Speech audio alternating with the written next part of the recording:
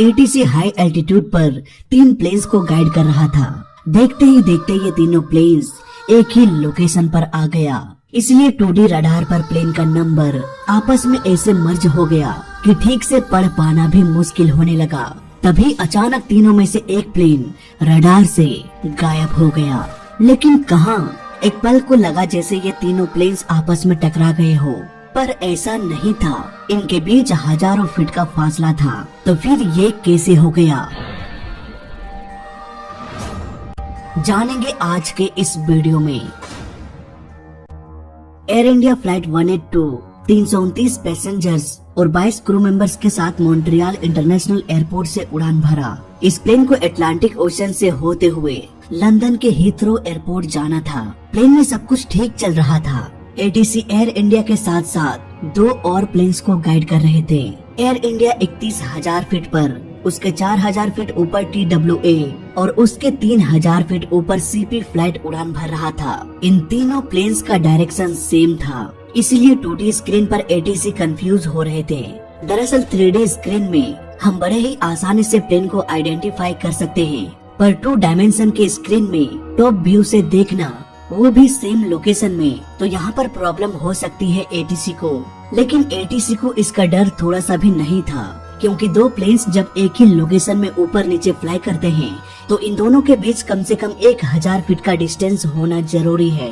यहाँ पर 3 प्लेन्स एक ही लोकेशन में एक साथ उड़ रहा था और इन दोनों प्लेन्स के बीच का डिस्टेंस 2 से 4,000 फीट था, इसलिए इन्हें कोई भी प्रॉब्लम नहीं होने वाला था। लेकिन तभी एयर इंडिया रडार से गायब हो गया। आमतौर पर प्लेन्स ऐसे कंडीशन में रडार से गायब हो जाते हैं और कुछ ही मिनटों में वापस भी आ जाते हैं। फिर भी एटीसी ने बिना देरी किए एयर इंडिया 182 को कॉल किया, लेकिन कोई भी जवाब नहीं मिला। वो बार बार कोशिश कर रहे थे, पर न तो कोई जवाब मिल रहा था और न ही दोबारा वो प्लेन रडार में दिखाई दिया। किसी भी तरह का इमरजेंसी या मेडे कॉल नहीं किया गया। 329 पैसेंजर्स और 22 क्रू मेंबर्स की जान अब खतरे में थी। तुरंत ही कई सारे शिप्स को एयर इंडिया के लास्ट लोकेशन पर भेजा गया। करीब 2 घंटे के बाद उन कार्गो शिप्स ने कंफर्म कर दिया कि एयर इंडिया फ्लाइट 182 अब नहीं रहा। इस खबर के तुरंत बाद भारत में मातम छा गया। करीब 200 किलोमीटर से भी अधिक एरिया में प्लेन के छोटे छोटे टुकड़े पानी में तैर रही थी। इस मजबूत प्लेन का अगर ये हश्र हो सकता है, तो जरा सोचिए इस प्लेन के अंदर बैठे लोगों के साथ क्या हुआ होगा। किसी की भी जिंदा बचने की कोई भी उम्मीद नजर नहीं आ रही थी। नदिया के पार मूवी में काम करने वाले एक्टर इंद्र ठाकुर भी इसी प्लेन में सवार थे। सन 1982 में नदिया के पार और 1985 में आई मूवी तुलसी, ये उनके जीवन की आखिरी 2 फिल्में बन के रह गई। 329 लोगों में से सिर्फ 131 डेड बॉडीज को ही समुद्र से निकाला जा सका। बाकी सभी डेड बॉडीज समुद्र के अनंत गहराइयों में कहीं खो गई। जिंदगी कब करवट बदल लेती है, साला पता ही नहीं चलता। 198 बॉडीज उनके घर वालों को नसीब भी नहीं हुआ। 131 बॉडीज को पोस्टमार्टम के लिए भेज दिया गया, जहां मेडिकल की एक टीम ये पता लगाने की कोशिश कर रहे थे कि आखिर इनकी मौत कैसे हुई। जांच के बाद मेडिकल डिपार्टमेंट ने एक चौंका देने वाला खुलासा किया। ज्यादातर पैसेंजर्स की मौत हवा में 31,000 फीट के एल्टीट्यूड में ही हो चुकी थी, यानी कि प्लेन में कुछ तो ऐसा हुआ होगा जिससे सभी लोगों की मौत हो गई। सारे बॉडीज में से 2 बॉडी बिल्कुल ही अलग कहानी बयान कर रहा था। इनकी हड्डियां बुरी तरीके से टूट चुकी थी, मानो इन दोनों को 31,000 फीट ऊपर प्लेन से बाहर फेंक दिया गया हो, क्रैश होने से ठीक पहले। ये मेडिकल रिपोर्ट साफ साफ बयान कर रही थी कि हो ना हो 31,000 फीट के एल्टीट्यूड पर ही प्लेन के टुकड़े टुकड़े हो गए हो। इस मेडिकल रिपोर्ट को अगर कोई सच साबित करके उन सारे अनसुलझे सवालों से पर्दा उठा पाता, तो वो था सिर्फ प्लेन का ब्लैक बॉक्स, जिसमें प्लेन के अंदर हो रही सारी एक्टिविटीज का रिकॉर्ड रखा जाता है।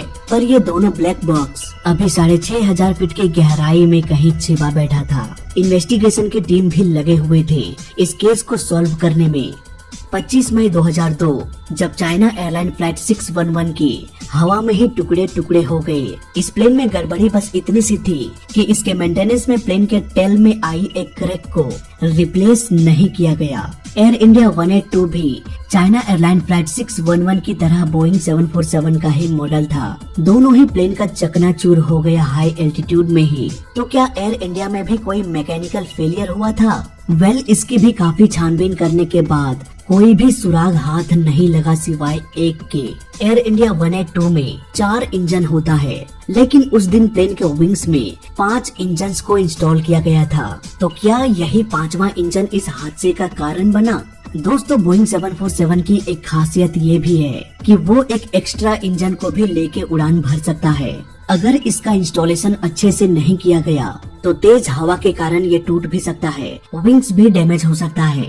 इस 5वें इंजन के इंस्टॉलेशन के बारे में भी गहराई से छानबीन किया गया, पर कोई भी ऐसा सुराग नहीं मिला जो हादसे का कारण 5वां इंजन बता सकता है। घटना के करीब 15 दिन बाद अब तक भी कोई ऐसा सुराग नहीं मिल पाया जिससे एयर इंडिया की गुत्थी सुलझ सके। उधर समुद्र में खोजी दल को 15 दिनों के बाद एक उम्मीद की किरण नजर आई।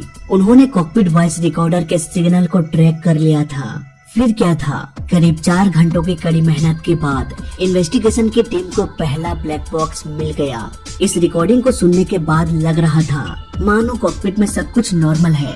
हादसे के कुछ सेकंड्स पहले भी सब कुछ नॉर्मल ही था और फिर अचानक से रिकॉर्डिंग बंद हो गया। इस रिकॉर्डिंग ने ये साबित कर दिया कि पायलट समेत प्लेन में बैठे सभी लोग इस हादसे से अनजान ही थे और प्लेन के टुकड़े टुकड़े हो गए। मेडिकल रिपोर्ट भी यही कह रही थी, मानो उसे 31,000 फीट ऊपर से फेंक दिया गया हो। उधर समुद्र में खोजी दल ने भी यही बयान दिया कि प्लेन का मलबा करीब 200 किलोमीटर से अधिक एरिया में फैला हुआ है।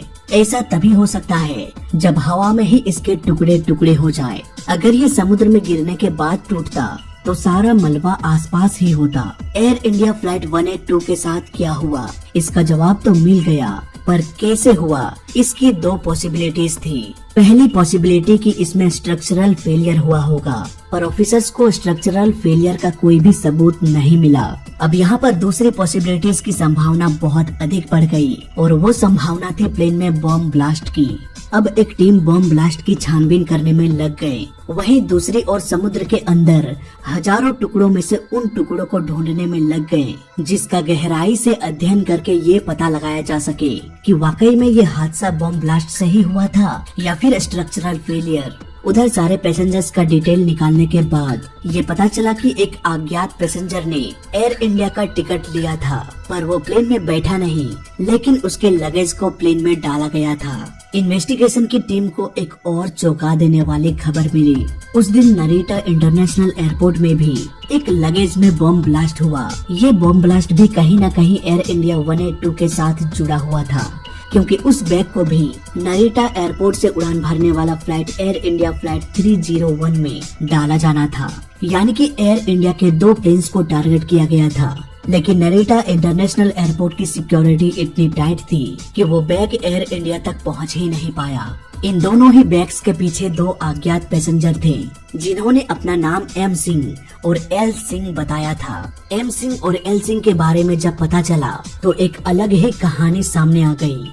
टोरंटो एयरपोर्ट में एम सिंह नाम के एक शख्स ने चेक इन किया। उसका कहना था कि मेरा टिकट कंफर्म हो चुका है, जबकि उसे वेटिंग करने के लिए जब एम सिंह के लगेज को चेक किया गया तब आवाज तो आई, लेकिन धीमे धीमे। अब उन्हें ये नहीं पता था कि अगर आवाज धीमे आए तो क्या किया जाए, इसलिए उन्होंने एम सिंह के लगेज को एयर इंडिया में लोड करने का परमिशन दे दिया। फिर क्या था? 31,000 फीट पर हुआ एक जोरदार धमाका। एयर इंडिया फ्लाइट 182 हमेशा के लिए खामोश हो गया। इस घटना को टाला जा सकता था अगर एयरपोर्ट में सिक्योरिटी सिस्टम को फॉलो किया जाता। एयर इंडिया ने कैनेडियन गवर्नमेंट को वार्निंग भी दिया था कि प्लेन में अटैक हो सकता है। अगर सभी अपना अपना काम ईमानदारी से करते तो शायद ये हादसा टल जाता, शायद 329 घरों के दिए ना बुझते। इस हादसे में जिन परिवारों ने अपनों को खोया, उन्होंने आखिरी बार लाश को भी नहीं देखा। वो बस यही कहते हैं कि इस बात को हजम कर पाना बहुत ही मुश्किल है कि अब वो इस दुनिया में नहीं है। जब भी इस विशाल समुद्र को देखता हूँ तो लगता है जैसे समुद्र के इन्हीं खारे पानी में, इन्हीं लहरों में कोई अपना रहता हो, वो अपना जिसे दोबारा कभी देख न सके, दोबारा कभी मिल न सके। बस दुआ करते हैं कि वो जहाँ भी हो भगवान उनकी आत्मा को शांति दे।